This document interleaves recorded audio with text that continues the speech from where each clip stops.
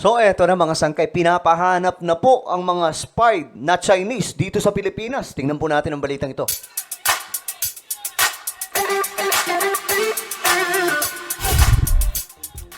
Hello, what's up?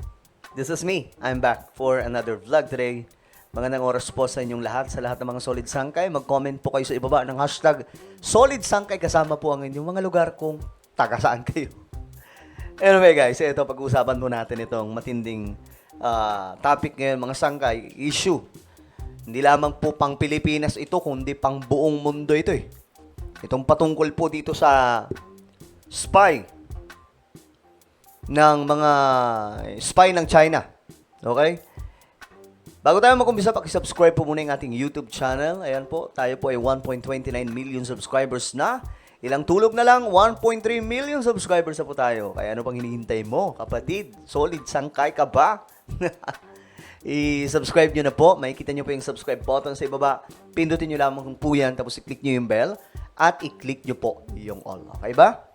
Sa mga nanonood po sa Facebook, i-follow nyo po yung ating Facebook page. Alright guys, ito maganda pag-usapan.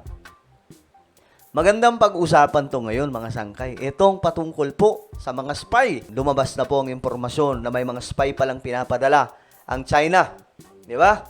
Kailangan na po itong gawin. Pinalalatag ni Senate President Francis Escudero sa DND ang mga pamamaraan sa kung paano mapapalakas ang espionage law sa bansa. Pinag-iingat naman ng mga senador ang COMELEC sa pagproseso sa ilang kandidato na posibleng maging kaparehas ng sitwasyon ni dismissed Mayor Alice Guo. Yan ang ulat ni Daniel Manalastas. Hinimok ni Senate President Francis Escudero ang Department of National Defense na maglatag ng suhestyon kung paano palalakasin ang espionage law sa gitna yan ng kontrobersiya kay dismissed Mayor Alice Guo. Kasunod ito ng paglutang ng isang nahuli umanong Chinese spy. Ayan, mga sangkay, no? Ito ay, alam ko, nasa ano na ata, almost million na, or baka nga ngayon, 1 million na po yung views noon. Nung ilabas po ng Al Jazeera, itong video patungkol po sa malaking pasabog about dito sa China.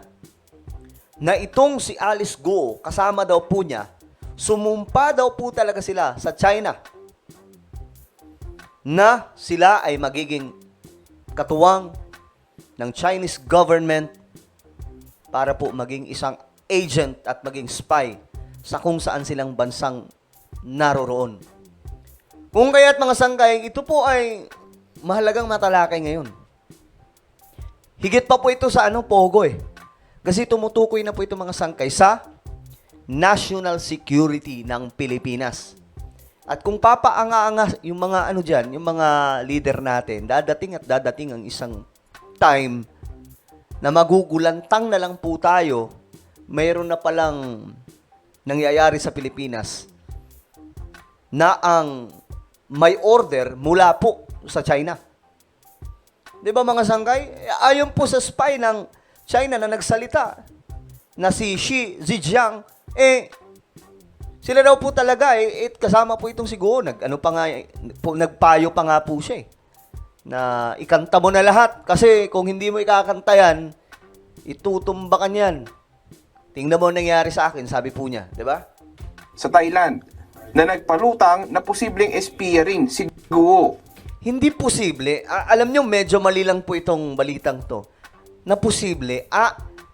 Nagpalutang siya, hindi niya sinabing posible. Ang sabi po nitong tawag dito, espiya ng China na nagsalita na si Xi Zhejiang, sila daw talaga ay spy. Kasama sa listahan siguro, hindi po doon sinabi na posible. Kundi spy daw talaga siguro. Mali din tong PTV, pagkakabalita. Tingnan nyo to. Espiya rin si Guo. Na nagpalutang na posibleng espiya rin si Guo. Posible. Walang sinabing posible. Sinabi doon, talagang spy daw talaga ayon po kay Xi Zhejiang. Pakinggan nyo nga lagi yung try nyo pakinggan nyo para mag-gets nyo kung ano sinasabi ng taong yun. Hindi naman sinabing posible, kasama nga sa listahan dun, di ba? Na nilabas nila. Guo. So magandang malaman mula sa kanila mismo. Kaya amin na, anong gusto nilang pagbabago na gawin doon para mapag-aralan namin. Paano ba ito mai-improve kung sakasakali? Actually, it would be a curious amendment, if ever. Because that is close to a dead letter law, to my mind. Kasi nga, bihira gamitin, o baka hindi pa nagagamit yan. Kailangan palakasin po yan, mga sangkay. Kasi hindi po natin alam, napasok na pala tayo nito mga spy from China. Kita nyo itong mga to, oh. Sino mag-aakala, mga sangkay, nakasama sa listahan ng mga agent ng China yan? Diba? At ngayong may lumutang na pwede pang maghain ng COC si Guo, nilatag ni Escudero kung bakit nga ba pwede pa. Isa pa yan. Ewan ko ba, bakit ganito tayo sa ating bansa? Ang gulo-gulo ng gobyerno, ang gulo-gulo ng Pilipinas, mga sangkay. Ito pa, for me, ito, maganda itong ginawa ni Cheese Escudero. At least, di ba? At least, hindi yung pinapakialaman po yung mga holiday calendar. Diyos mio, Marimar. Pero yung economic chacha, sana sir, i-ano nyo na to, i-push nyo na. Kasi naghihikaos ang ating bansa. Anyway, tuloy tayo. Kasi hindi pa naman final yung mga desisyon laban sa kanya, kabilang yung kanyang disqualification. Maraming mga politiko, incumbent man o natanggal sa pwesto, na pwede pa rin tumakbo dahil hindi pa final and executory yung mga desisyon laban sa kanila. Yan, ganyan po kaano yung ano natin dito eh. Alam mo yung constitution natin? Ewan ko ba bakit ganun po kabulok yan? Pero yung kagaya ni Guo, mga sangkay, pwede pa rin pong tumakbo. What the? Diyos mio, Marimar. Bakit ganun, diba? Pero ngayon, mga sangkay, nananawagan na po si Escudero na ilatag nyo. Ayusin nyo kasi napapasok na tayo ng mga spy dito sa Pilipinas. Anong plano nyo? Pinayuhan naman ni Senate Majority Leader Francis Tolentino ang COMELEC na maging maingat sa posibilidad na may kaparehas sa senaryo kay Guo na maaaring tumakbo sa Hatol ng Bayan 2025.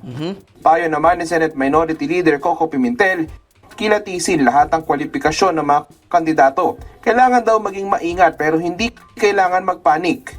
Kung si Senator Grace po naman ang tatanungin, ang kasalukuyang paghahain ng COC ay magandang oportunidad para mapatigil ang iligal at di katanggap-tanggap na individual na makapasok sa ating electoral system. Correct. Daniel Manalas. Diba? Dapat ganun eh. Pero pwede pa daw tumakbo eh. Ay, naku po, Diyos mio, Marimar. Ewan ko ba.